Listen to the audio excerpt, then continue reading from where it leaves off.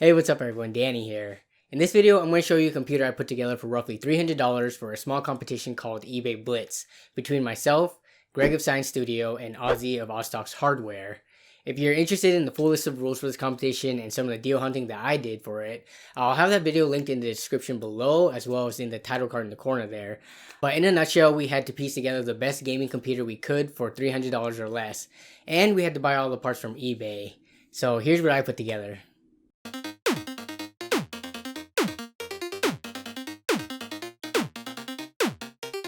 So just as a quick reminder, shipping prices were accounted for in all of our final tallies, but we did not include sales tax. And that was mainly because not everyone has the same tax rates. That's very location dependent. And some people may not even have to pay taxes at all when buying from eBay.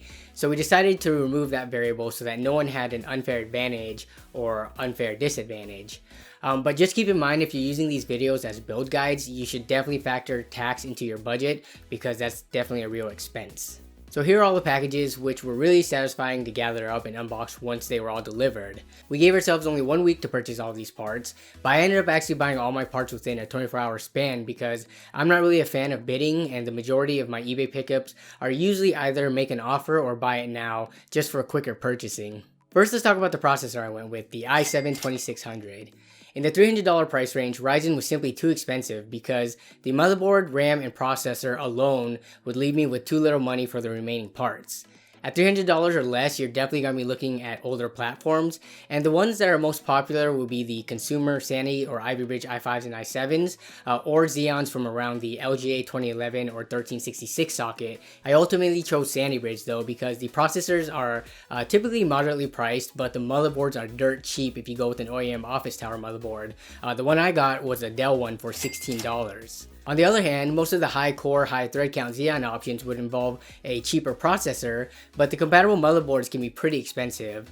I was worried that if I went with a Xeon, I had a much higher risk of running into some kind of complication, and it would leave me dead in water if I couldn't get the system to work. So I opted not to take the chance given that we were pretty time constrained, and I wouldn't have enough time to either troubleshoot it or enough money to repurchase things if something unexpected came up. I grabbed a stock cooler for $7.29 that's compatible with the motherboard backplate. Since I didn't have an overclockable processor or motherboard, I just went with the cheapest cooler I could that worked. The graphics card I went with is a used PowerColor Red Dragon RX 480 4GB model. I actually bought this exact card a couple of years ago, brand new, so I'm familiar with how it performs.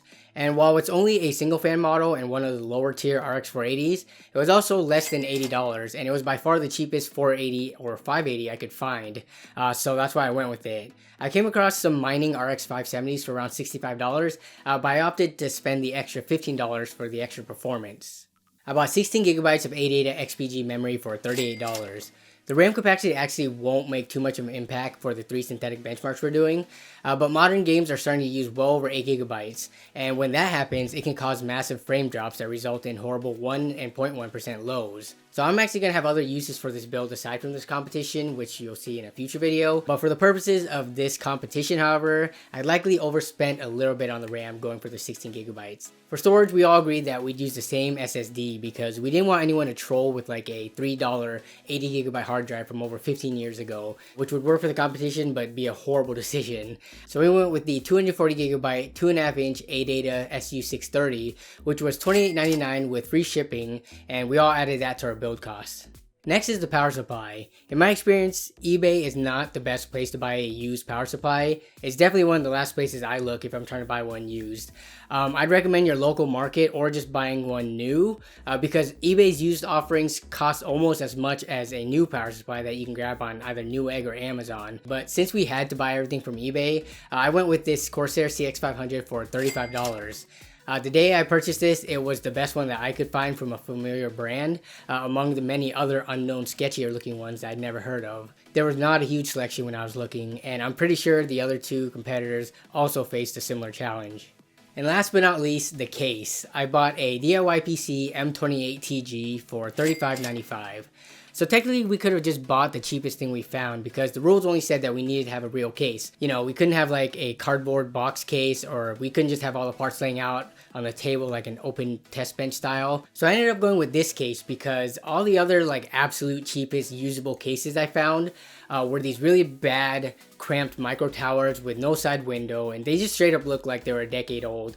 And they were already like $25, $26. For just $10 more, I could get this case, which comes with a tinted tempered glass side panel, an LED exhaust fan, and it's a mid tower, so it has plenty more space to work in the main chamber.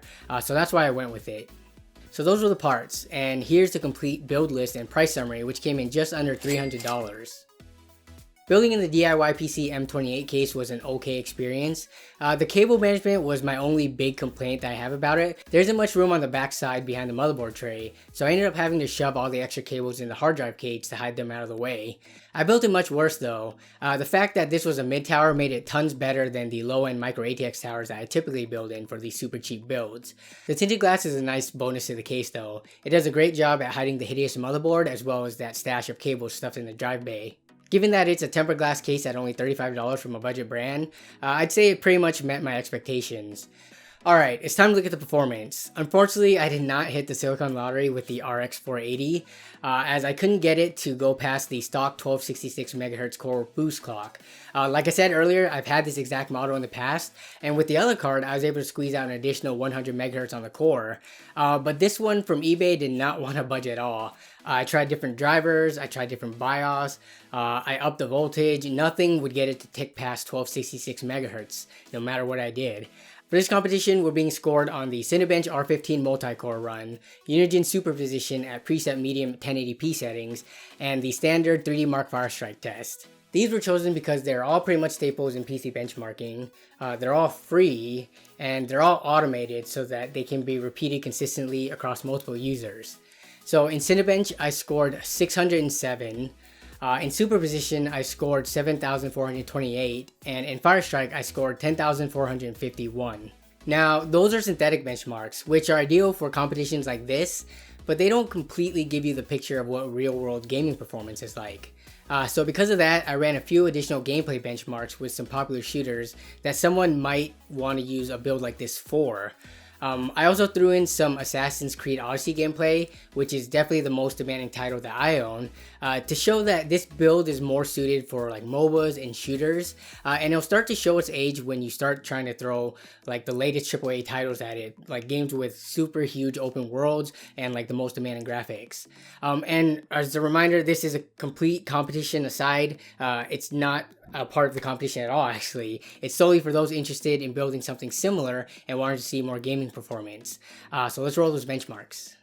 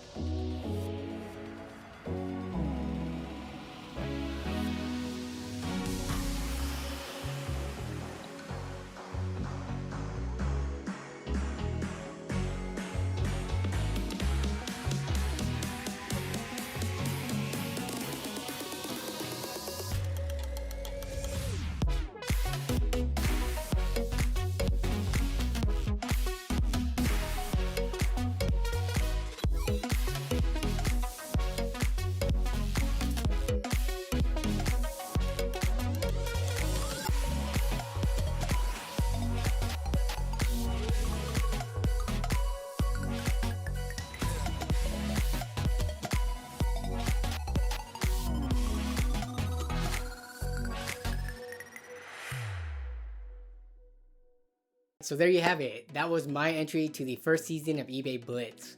Both Greg and Ozzy will be releasing their videos at the same time that this is released. So definitely check those out if you haven't yet. I'll have them both linked in the description below.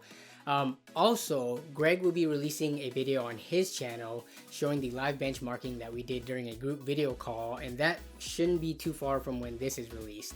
We all watched each other benchmark on the spot and calculated the scores to crown a winner, so definitely keep an eye out for that on his channel. That about wraps it up for this video though. I want to thank Greg for inviting Ozzy and I to this competition, and I of course want to thank you all as always for watching. I hope you enjoyed the video. Let me know your thoughts on the build and what you do differently. Like, what would your ultimate $300 eBay parts like PC look like? Let me know in the comments below, and I'll see y'all down there as well as in the next video. Bye.